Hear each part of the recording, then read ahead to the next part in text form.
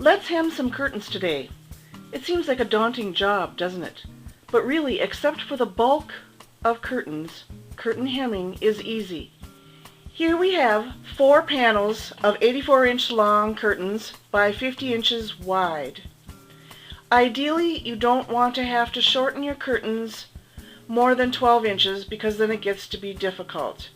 Today we're going to shorten these curtains 4.5 inches.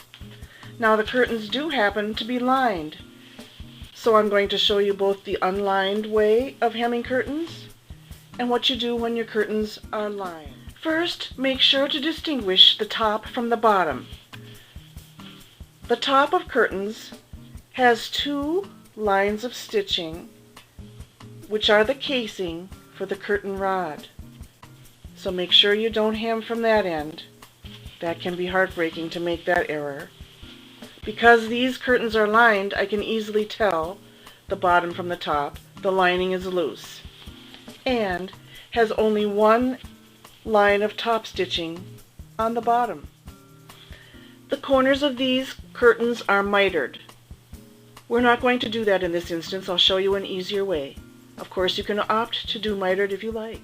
As well, the existing hem on this curtain piece is about 3 inches. My hem is going to end up being deeper, and I'll show you why later. It's all right to vary how you're going to do something as long as the outcome is terrific, right? Begin by ripping, just like we always do. We'll rip out the mitered area, we'll separate the lining from the curtain, and undo the existing hem. Ripping we go.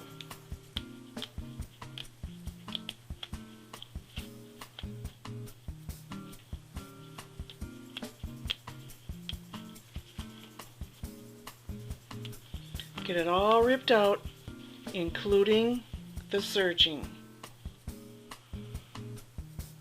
I ripped out on each corner about twice as much as what I need to hem. So 4.5 inches times 2 is roughly 9 inches back I have ripped out. Pull out those pesky threads. Press the curtain flat, get the lining out of the way, and start marking off your 4.5 inches.